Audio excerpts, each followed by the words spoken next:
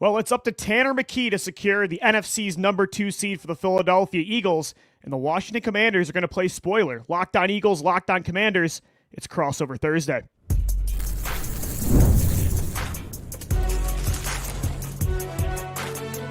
You are Locked On NFL Crossover, part of the Locked On Podcast Network. Your team every day.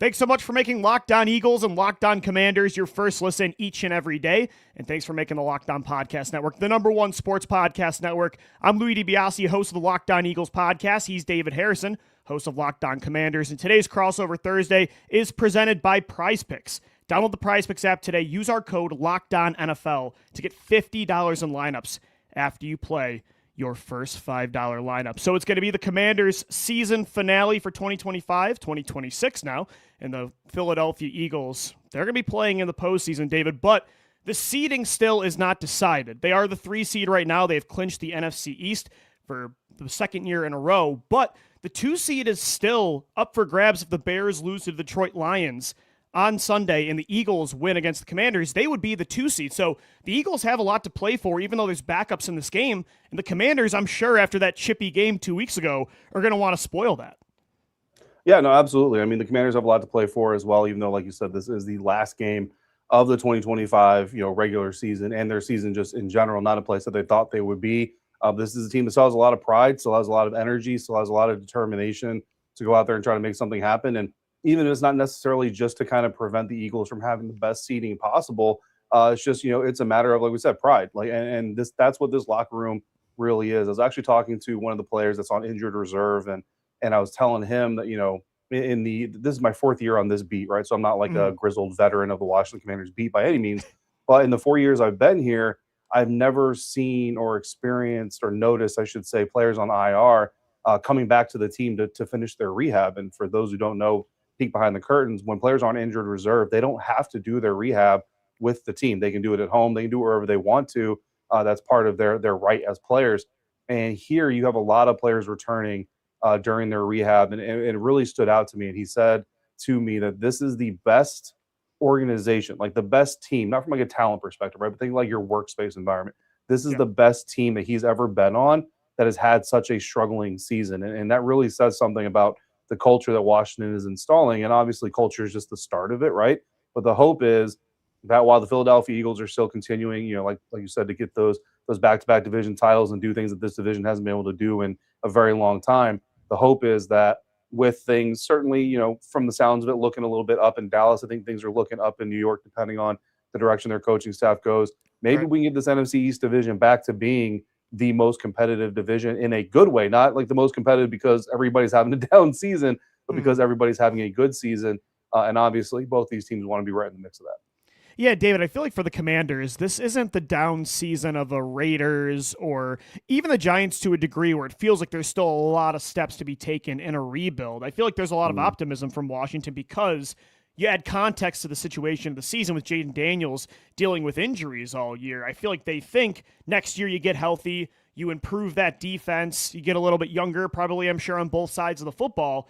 You can get right back to where you were 2 years ago, or last season. It will be 2 seasons ago next year in the NFC Championship. So I feel like when you add context to their season, it feels a little bit different than a team like, Vegas, for instance, I point back to, who just, kind of seem lost in this what are we doing kind of rebuild. That doesn't feel like the case for the Commanders.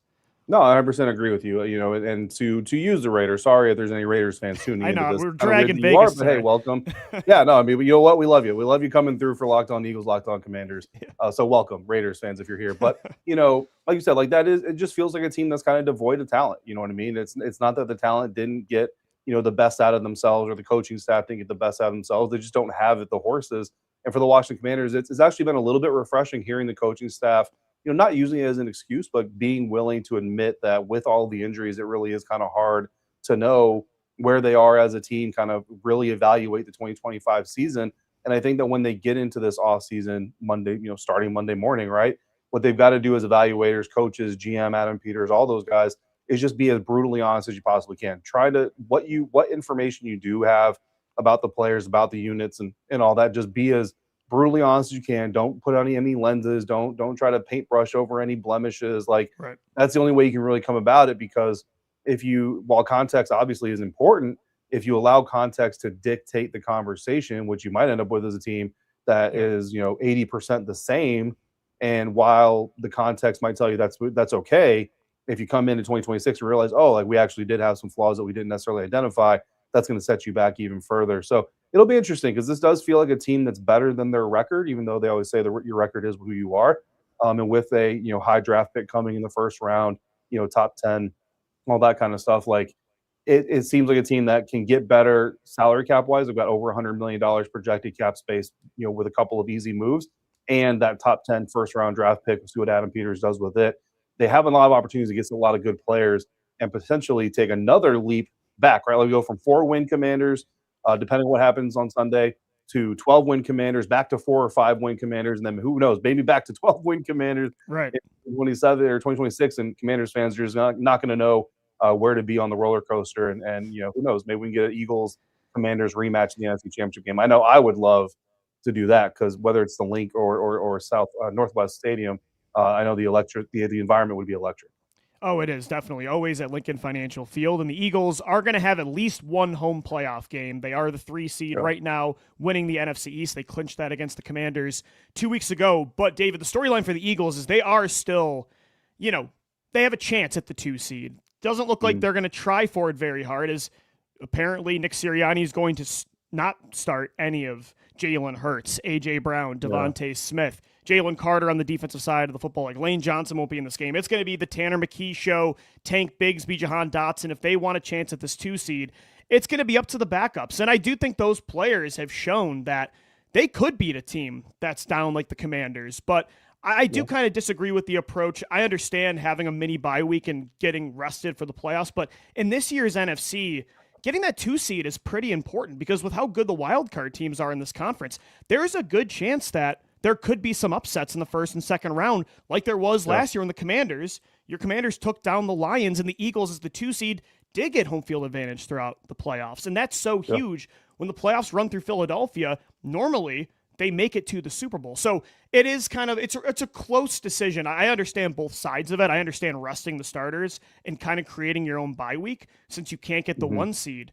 But I think that 2 seed is equally as important as rest. So it'll be up to Tanner McKee, and I think they have a chance, but I maybe would have played some starters at least for like the first 2.5 quarters and see where you're at.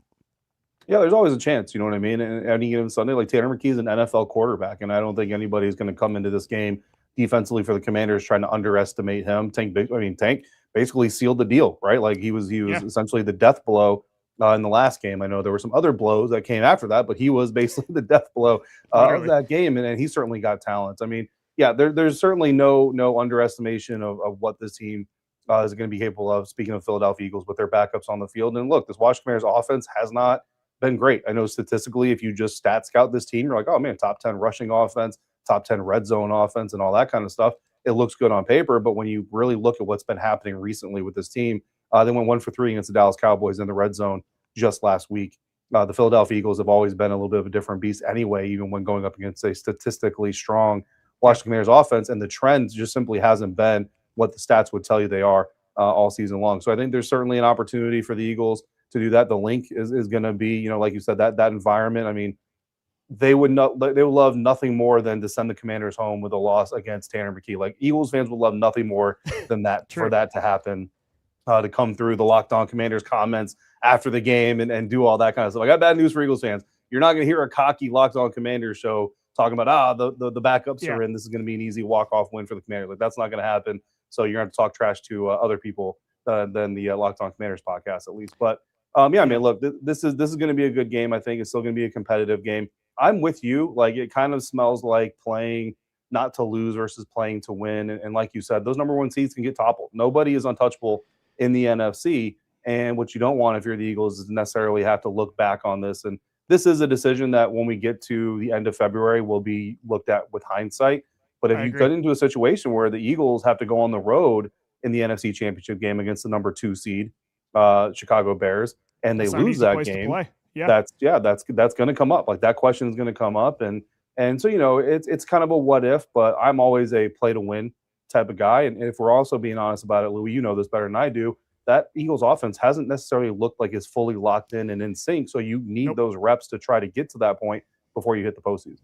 It's a tough decision because at the same time, if they go out there and Jalen Hurts bangs up his ankle on a scramble play, then we look like idiots in that way as well, if you're the Philadelphia Eagles. So it's a tough decision, but I also think of it from the perspective of like who you're playing in the first round. There's not an easy gimme game in the NFC this year in the postseason, but right now they would play the Rams in round one, and they've beaten them 3 times in the last 2 seasons, but the Rams, I think, from start to finish this year have been the most consistent team in the NFC. They're beatable on the road, of course, but yeah, I think it's a really tough call. But I do think Tanner McKee, Tank Bigsby, Jahan Dotson, they will give the Eagles a chance to win this game. There's some close matchups that we'll get into coming up next. Locked On Eagles, Locked On Commanders. It's Crossover Thursday.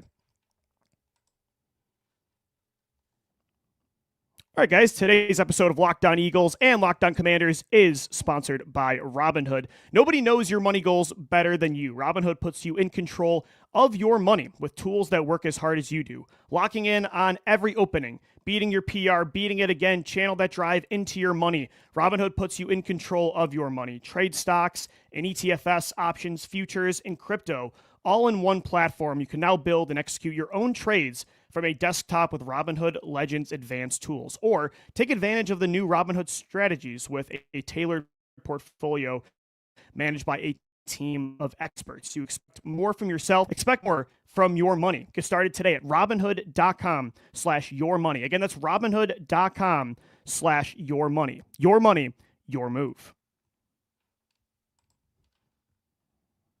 It's Crossover Thursday, Locked On Eagles, Locked On Commanders. Thanks for making us your first listen each and every day, and thanks for making the Locked On Podcast Network the #1 sports podcast network.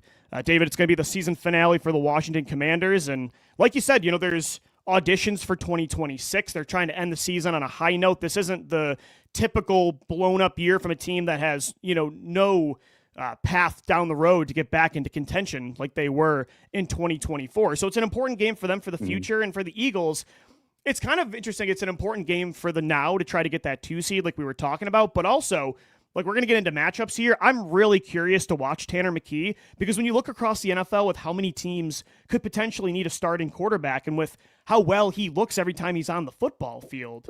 And again, it's a small sample size, but I think it could also help his trade value. Like, when I'm talking about matchups today, I'm really excited to watch Tanner McKee on Sunday.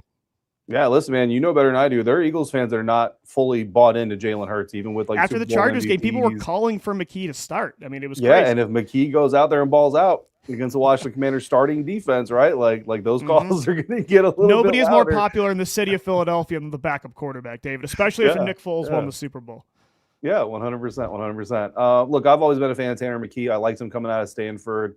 I thought maybe there'd be an opportunity the Commanders might target him, later in the draft themselves. Tavita Pritchard, now the head coach at Stanford, was his quarterbacks coach, offensive coordinator for a period of time. And Tavita always spoke very highly of Tanner. So I'm not surprised to see Tanner having, even in minimal opportunities or whatever, to have the success that he's had and that Eagles fans enjoy, because I think he's a very solid, very good quarterback. And I do think that he's got, a potential future as maybe like a Nick Foles type of guy. Like the career trajectory, he's not likely a, Joe Burrow or, like a franchise quarterback in weight, but a solid starting caliber quarterback. I think he'd certainly become that. So yeah, down the road, maybe some trade bait. Look, Jahan Dotson, you know what I mean? Like he wasn't traded from Washington because he was just devoid of talent. He was traded from Washington because he just wasn't a mentality fit for this organization with the direction they were taking, and that's fine. So he's going to have some motivation, to show up. He's always got motivation to show up. And then, Tank is a guy that I even targeted in free agency for the Commanders when he was available as well. So, again, these are NFL rosters. And I know that, we like to talk about, like, well, the bottom of our roster, like, that guy sucks. And if you've ever gotten to watch these guys up close and personal when they're putting together these game plans, the amount of athletic ability the guys who suck in the NFL have is astounding. It's amazing. You know what I mean? And so there's no devoid of talent in this game. And I think that it's going to be very important because this Eagles team is going to challenge the Commanders defense specifically in some ways that I think will help you kind of show not just like the floor of this team, because I think it's important not to over or undersell your opponent, but really just how much work do you really need? Because if Tanner McKee can come in against the defense that likes to say they disguise everything and and all this stuff. It's one thing for Jalen Hurts to pick you apart. It's another thing for Tanner McKee to pick you apart, just like it's another thing for Kenny Pickett to pick you apart. And let's not forget the one win that Dan Quinn and the Commanders have against the Eagles came thanks to a Devontae Smith drop pass, which almost never happens in that situation. And if it doesn't happen in that situation, the Kenny Pickett just beats you. So it's going to give you a good sign of where this defense really is at the end of the season and how much work they have to make on themselves in this offseason.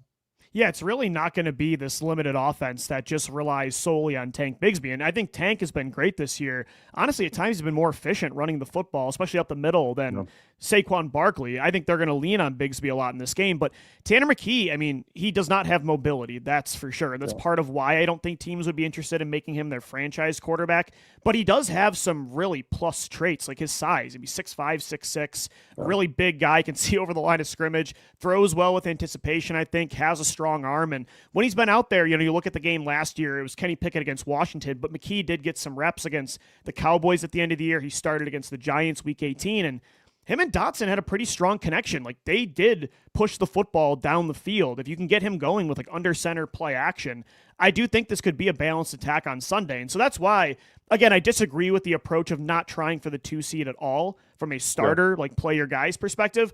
But I do think this could be a close game. I think these backups that the Eagles have, it's one of the deepest rosters in football, in my opinion. I don't think that this is going to be a blowout, at least in Washington's side. Yeah, it's interesting because there's also a what-if, dimension to this to where if, and, I'm going to knock on wood here, that Saquon Barkley gets injured in the playoffs and Tank Bigsby has to come in. Like, some of these reps he's going to get this week may establish some things, or, as a play caller, you might look back and say, well, Tank did really good on this type of a look or has experience in this type of a look. And so it's going to be interesting. And on the Commander side of things, like Johnny Newton's coming off of a career game, 3 sacks against the Dallas Cowboys last week and 5 sacks total for the season. And that's great. But something that you also notice when you watch that Cowboys game is they got a lot of stuff up the middle. And one of the strengths of the Washington Commanders defense has actually been their up the middle run defense. That's where Daron Payne has been living all season long. And because of Johnny Newton's explosion, there's been an uptick in conversation on whether or not this team should or will trade or release Daron Payne this offseason, save that cap space, and then potentially move Johnny Newton up in the depth chart. But the question with Johnny is, are you going to be able to become a better run defender? Because if on the reps that Johnny gets in there with Daron Payne projected to play this weekend, if Tank Bigsby can take advantage of that opportunity, like it's one thing to not want to pay Daron Payne $28 million against your salary cap because of his lack of total upside, right? Like, he's not a top 10 D tackle, but it's another thing to put a guy like Johnny Newton in there and say, well, he's got more upside. And then in 2026, you can't stop anybody up the middle in the run game. And it doesn't really matter what the upside is. So this is a game we're going up against a runner like Tank Bigsby, going up against a quarterback like Tanner McKee, which you mentioned that it's actually funny. I remember reading a draft report. I can't remember what it was because it was so long ago, where it said, Tanner McKee is just a statue in the pocket. But guess what? The Statue of Liberty is also just a statue, because I think it's funny. No offense to Tanner, like, let's not compare Tanner McKee to the Statue of Liberty in grades of statues, right? But it just reminded me of that quip. So, like, so it's still, like I said, a very, very interesting matchup, secondary-wise, obviously, against Tanner, but then also run defense-wise when Johnny specifically is in there. And also Daron, because Daron, this is an opportunity for him, if he can help stifle Tank when he's in there, to say, listen, this is why, even though I'm being paid so much against your salary cap, you need to come to the table and work on a new deal with me and maybe lower the cap hit, but keep me around a little bit longer.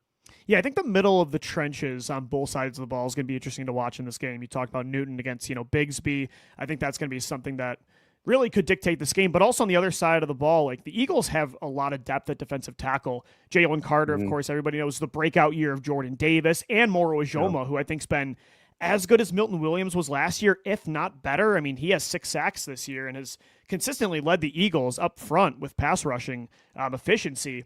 But even behind them, like, Byron Young's going to start in this game, former 3rd-round pick that actually, when Jalen Carter was out in 3 games, Young had 2.5 sacks, so he'll be out there a lot. Josh Uche, before they brought in Jalen Phillips, before they brought in BG, Brandon Graham back from retirement, and Nolan Smith came back from IR. Uche actually was, I think, rejuvenating his career compared to last year when he was a healthy scratch with the Chiefs after getting traded from the Patriots. So Uche will be out there. Even Ty Robinson, a 4th-round pick that I liked last year coming out of Nebraska, has some pretty good pass rush ability. So I think just you look at the trenches, of course, that's an obvious answer for what's going to dictate games. But I think in this one specifically, like in the middle of the lines, that's going to be something I'm interested to watch.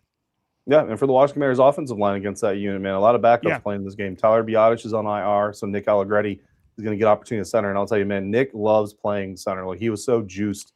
Unfortunately, Tyler obviously going out. You hate that, but he was so juiced to get the opportunity to play center, set the protections and do those things. So he's going to want to do that. Andrew Wiley getting an opportunity to get in there as a depth player. Brandon Coleman, presumably going to be playing left tackle. So it's an interesting conversation of depth because Andrew Wiley is a projected free agent, or he's a pending free agent. Nick Allegretti has 1 year left on his deal. A lot of people have wondered if the team is going to move on from him as well, and if they can come in there and be solid against even that Eagles second team because of that potential they have in that defensive front behind those main guys.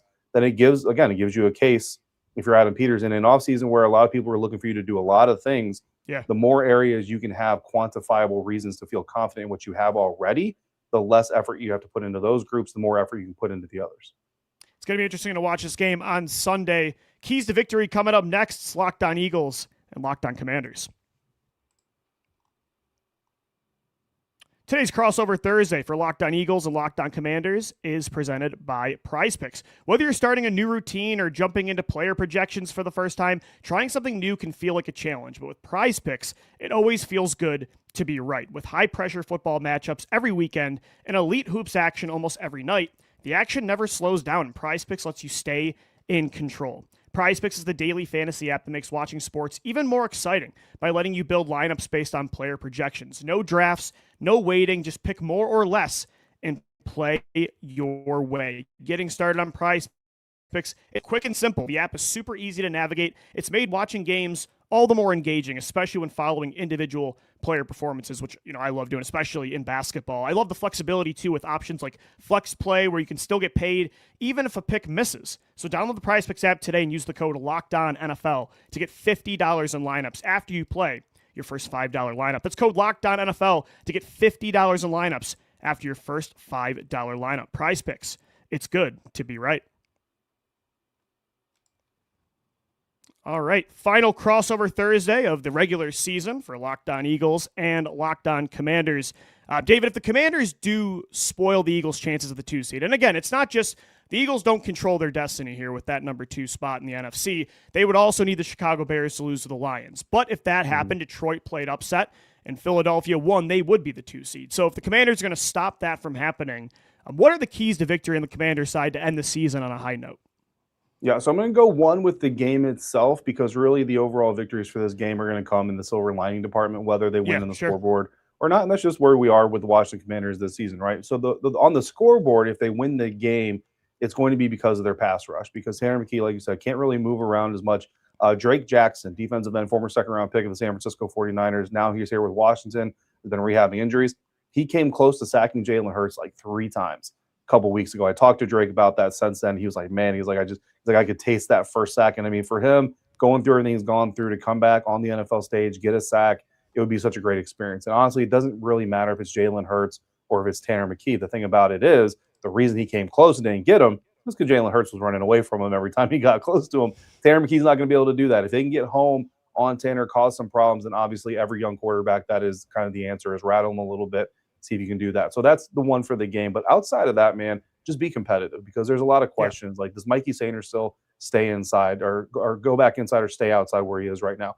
Quan Martin has had a rough couple of weeks. Like, obviously he got ejected from that game against the Eagles, but then he had the big blown coverage against Devontae Turpin and the Dallas Cowboys that resulted in him being benched. Like, his future is up in the air. Jordan McGee, can he finish the season strong? And a lot of the players we talked about in these matchups, like, there's a lot of basically audition games happening for the Washington Commanders and a lot of information that this team is going to use to make their decisions this offseason. So if they can be competitive, then, like I said, it raises the floor a little bit for the roster depth that Adam Peters is dealing with and just gives him a better platform to launch into the offseason. Yeah, absolutely. I think on the Eagles side of things, and again, this game is important, and they do have a chance to get that number 2 seed, which I think is really valuable in the playoffs. I think 3 keys to victory on the field. On offense, I mentioned it a little bit earlier, with Tanner McKee, he's very comfortable with under center play action, and that's been something that I think the Eagles have found. They've been searching for an identity this year on offense, any sort of consistency, just finding a couple things they do really well that they can tap into when they need to move the football. And I think, again, you got to add context to who the opponents were. But when you look at actually that Chargers loss is where things started, and then the Raiders game, the first Commanders game in D.C., under center run and play action passing game did start to work. And I think that's what got them back on track after that 3-game losing streak. Tanner McKee is very comfortable in that way. So that's something I want to see on the offensive side of the football. Playoff Tank Bigsby. I think that's something, if they establish early on, could get Tanner moving. And then I think you should feature Bigsby and Dotson on the offensive side of the football. Darius Cooper, who was an undrafted rookie this year, has been a good contributor as well. Britton Covey is going to be an interesting slot player here in this game, a very explosive punt returner that will now be on the offensive side of the football. But to me, feature Bigsby and Dotson. I think they've been two of your better role players that don't get their number called often because of target monsters like A.J. Brown, Devontae Smith, Dallas Goedert, and Saquon Barkley. But I think they're going to show Sunday that they could go to another team, maybe next year even, Dotson's a free agent, and have a bigger role on offense. And then my final thing is just tackling in the open field. I think you look at some of the Eagles' backup defensive backs that had an opportunity where higher draft picks, David, that could have been potential future starters that kind of played their way out of the lineup or out of that opportunity. A big reason was tackling. You look at Keely Ringo at cornerback and Sidney Brown at safety. Both of them this year got legitimate opportunities to start after Drew Makuba went down at safety. There's been just this musical chairs at that third cornerback spot opposite Quinyon Mitchell and Cooper DeJean. Ringo and Brown sometimes can be a liability in the open field. So I think tackling is going to be a big problem or a big thing to watch that could decide this game too. Yeah, absolutely, man. And of course, it's incentives week, right? Like this is the final week of the regular season. The guys go get incentives. Bobby Wagner is 7 tackles from becoming the third linebacker in NFL history to have 2,000 tackles, 7 tackles and half a sack for becoming the second linebacker in history behind only Ray Lewis, only Ray Lewis, I should say, to have 2,000 tackles and 40 sacks. So I'm interested to see, I was talking to another media member about this today. Yeah. If I'm Dan Quinn, I'm blitzing, I'm rushing Bobby Wagner every snap until he gets at least half the sack. Yeah, I agree. And just do it. You know what I mean? Let's just get this thing done. So it's also incentives week. So still some things to look at for that too. It's going to be a great game on Sunday to wrap up the 2025-2026 NFL regular season. Thanks so much for making us your first listen each and every day right here on the Locked On Eagles and Locked On Commanders podcast. For David Harrison, I'm Lou DiBiase. We'll see you tomorrow. Until then, have a great day, everybody.